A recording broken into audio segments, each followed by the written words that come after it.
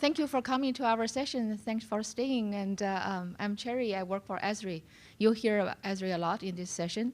And this session is probably a little bit different from all the other sessions you had at ChefConf. Most of you use Chef for automation and DevOps in your own organization. It's a very specific workflow, very specific environment. Us, we use Chef to help our customers, different environment, different configurations to deploy our software. We'll talk about how we do that effectively and continuously to help our customer to deliver our software, which is the most powerful GIS software in the world. If you don't know, GIS stands for Geographic Information System. In this presentation, we'll talk about Esri, of course, who are we and what do we do, and why do we pick Chef, and what do we do with Chef, and how does Chef help us to deliver our software to our customers. We work for Esri, the science of where. That's our company's logo. And our company is based, the headquarters in Southern California, about 3,000 employees. But we are really big global-wise. We have more than 100 offices for over 60 countries. Actually, we have about, I think 11 employees came to this event, came to ChefConf. All of us is coming from different offices, actually. And, we build the most powerful mapping and spatial analytics products in this world. Here are just some numbers we put out there to help you to see how big we are, how good we do. And every year, every day, when you look at a map, when you see some analytic results, that's probably Esri behind it. Just one thing, give you a general idea. We have more than 20,000 users coming to our events every year. One of the biggest one is the user conference we have every year in July in San Diego. We have usually close to 15,000 users global-wise coming to the event. Our business in the markets really pretty much every aspect of the society. Government, military, natural resources, utilities, these are all our big customers. And if you don't know us directly, actually you're probably using some applications that has us behind it. For example, if you buy something from the internet and that thing got delivered to your door, that delivery company probably using Esri software to do the routing. And then you look at a hurricane, you look at a map to see what the real-time status of this disaster event. That's probably Esri's map and Esri's analytics, the data as you collected behind it as well. And basically our goal is to empower the positive change, right, to across industry, government, and society. We want to make the world a better place. How do we do this?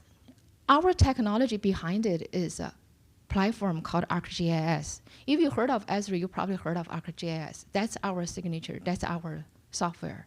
And the key capabilities behind that is the spatial analytics, which we are the best at, and we are the best at mapping and do the real good visualization. The 3D GIS, the real-time GIS, real-time data, real-time analysis. The imagery and the remote sensing, we are really cutting edge in that field as well. We are very strong in that field. And the data collections, right?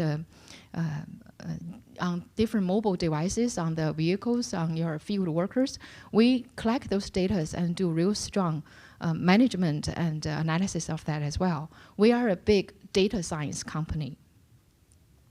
So just to summarize that, what sets us apart?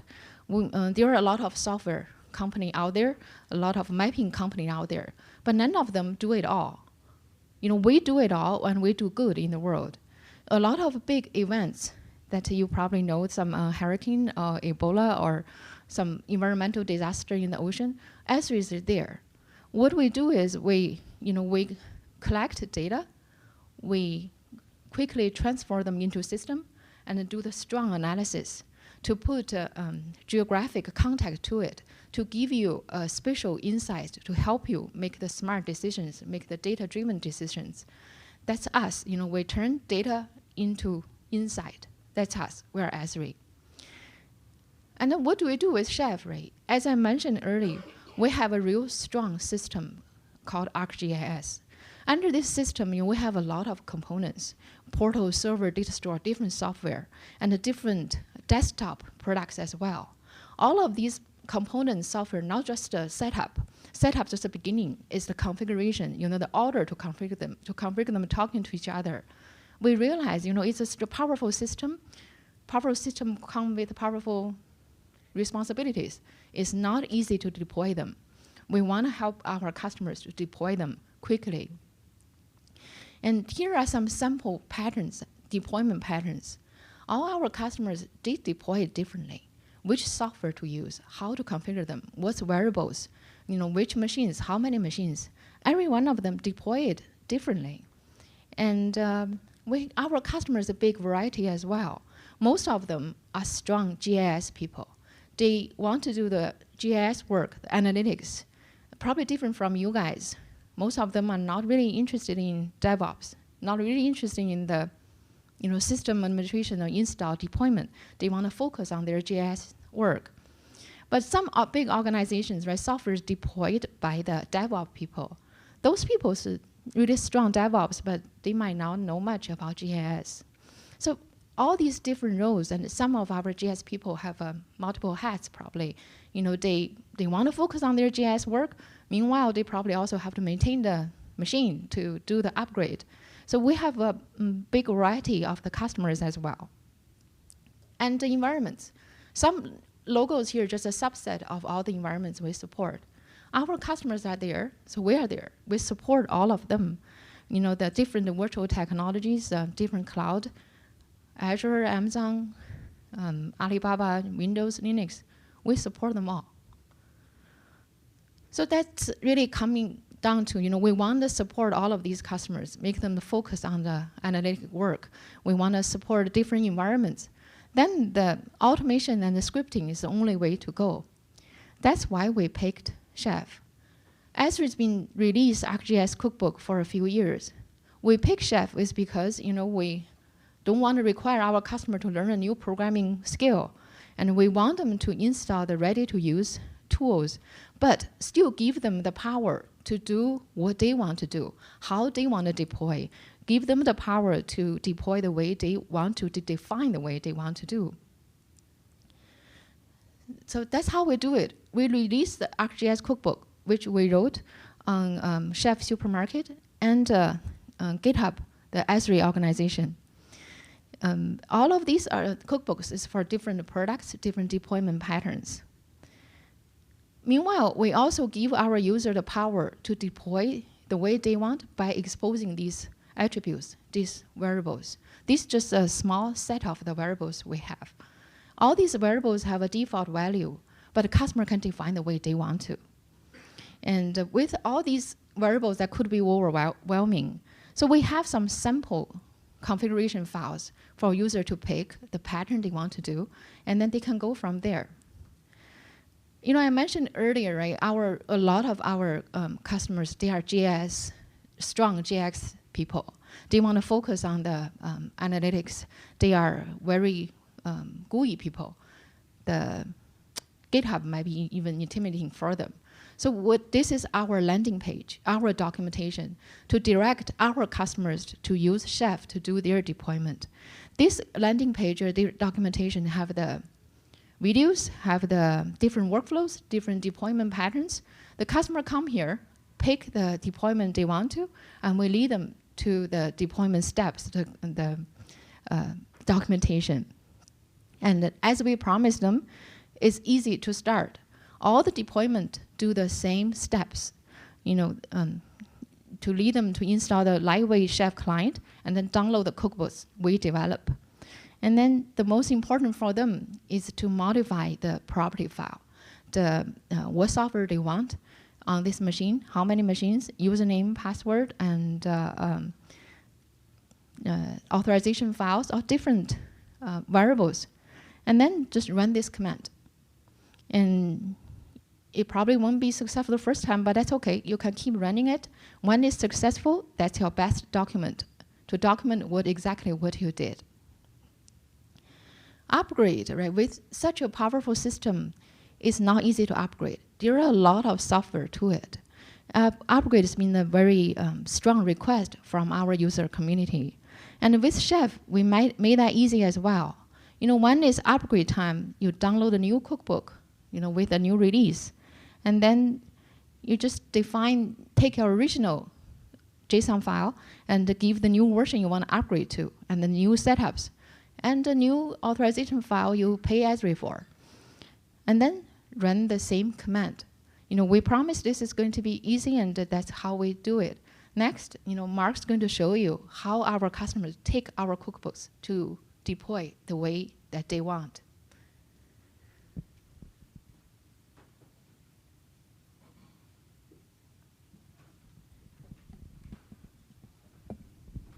All right. Thank you, Cherry. My name is Mark Carlson. I'm with Patterns and Practices here at Esri, and we use the cookbooks in order to deploy our software every day.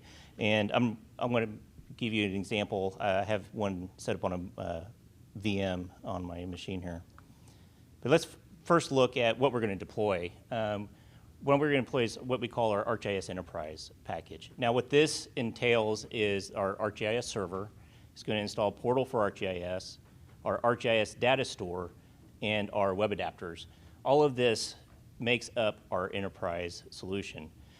We can extend this solution to include additional server roles. These expand the analytics of what server can do for you. Anywhere from geoanalytics, business analytics. This really gives us the power to really run those processes. We tell our users, if you're installing our software and configuring our software manually, you're doing it wrong. Because automation is such an easy way to get our software up and running for you. As long as you get that configuration file, you're good to go. And they just need to download the cookbooks, and we're good. So this is just kind of a brief look at what we're going to be looking at.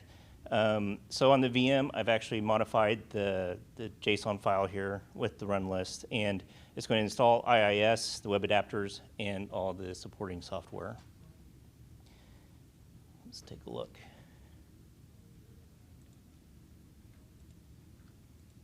If it comes up, here we go. So here's the JSON file with all the attributes that I have updated. Since this was on my VM, I just copied all my executables to my local machine. And that's all I had to do. This was a template that I downloaded, and I just modified it to fit my needs. And this is how our users can also use this as well. Because all of the recipes are in here in the run list for that successful deployment. I did run this just the other day because it does take a little bit. It took 2 hours for this to run successfully, because it has to install all of those components and then configure them as well for us.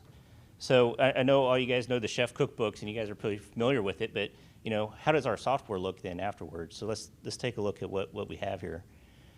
So this is ArcGIS Enterprise. This is our portal landing page that we can configure and utilize. And part of what the Chef scripts do for us is they do all the configuration for us. So we need to configure our web adapters, register the data store, and then federate our servers so that the system works properly. And just kind of give you an idea of what this looks like. So my VM here has ArcGIS server installed on it, and it's already been federated for me. I didn't have to do anything with it. And then also it sets it as our hosting service, and this allows us to host feature services and whatnot in our portal site. And what we can do from there then is start producing maps and doing some analytics. That way our users aren't having to constantly look at, hey, did I configure that properly? Why isn't this working? It's already up and running and is executable. So what I did here, if we just we do a search on the Hyatt Regency, and we can zoom in on here. We can add, point features to this. So there we have, the Chef Conference, and with the links and everything. So we can add all sorts of content to this. But then also, kind of what we want to do is, maybe perform some analysis. So I downloaded from the Chicago website all the fire stations that are around here. And I was able to drag and drop that CSV file that I downloaded from the Chicago site into my portal. And I was able to locate all the fire departments around. So say like if we had a fire, which one's the closest one? Well, we can run analysis in this as well. So it will find the nearest fire station, but then it'll also give us a route to that fire station, and then give us the time that it takes in order to get to that fire station, or the fire station to get back to us. So what I'm kind of showing you here is that as a user, this is what I want our software to do. This is what I'm focused on. This is what I want my outcome to be, not the configuration, which Chef does such a tremendous job on. It allows me to get up and running just within a few hours. If I had to do this manually, it would have took longer. And then if I ran into some issues or if it didn't configure it properly, it may have took even longer. But now, say like if I have a new release that came out, I was like, man, I want that new upgrade. All I have to do is go in and copy the new Chef files, get my new executables, and basically, change this to 10.6, execute, and on my way to the most updated version of our GIS.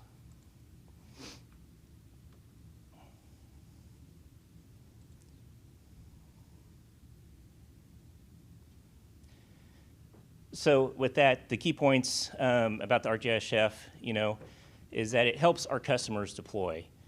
We have an assortment of patterns of deployment that our users can choose from. All of this is from the Esri GitHub site.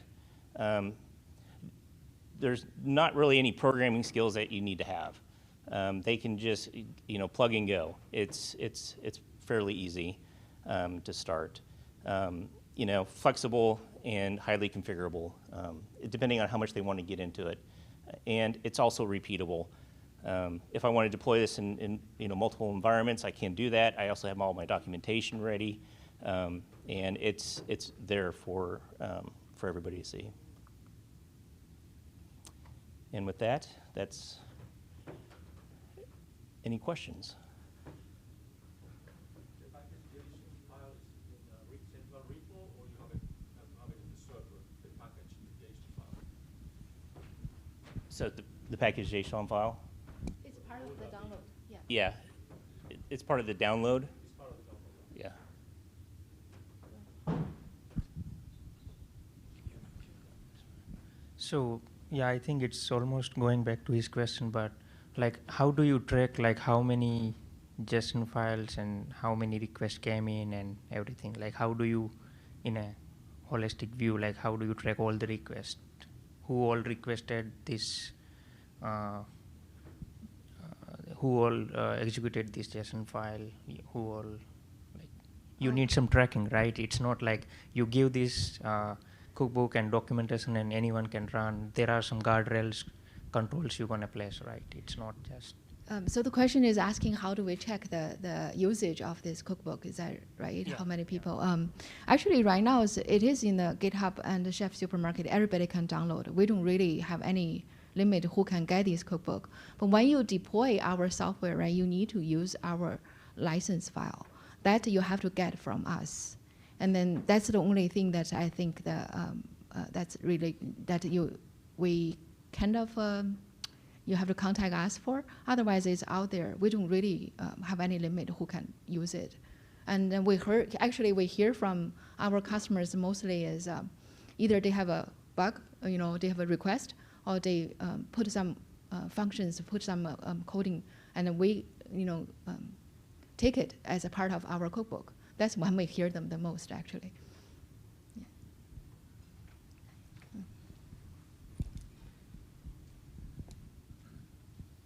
So when you download the stuff, is it all self-contained? And by that I mean, if I take that download, put it in a system that doesn't have internet connectivity, it'll all install and work properly? For the disconnected environment, actually that's one of the big environment we do support because we work a lot of government and military. In that environment, it's also work, but something we in our doc with the user need to keep in mind. For example, this will require you to install the Chef client. Then you can get to internet to have the Chef client somewhere in your network that's accessible. And then they will also use the authorization file to authorize that if you use our product, that also need to in the environment that need to be get to and need to be authorized. So it will still work just as you manually work the environment, just something that requires access to, instead of accessing internet, just make it locally available to this environment. Exactly, just stage them instead of going into the environment, yeah.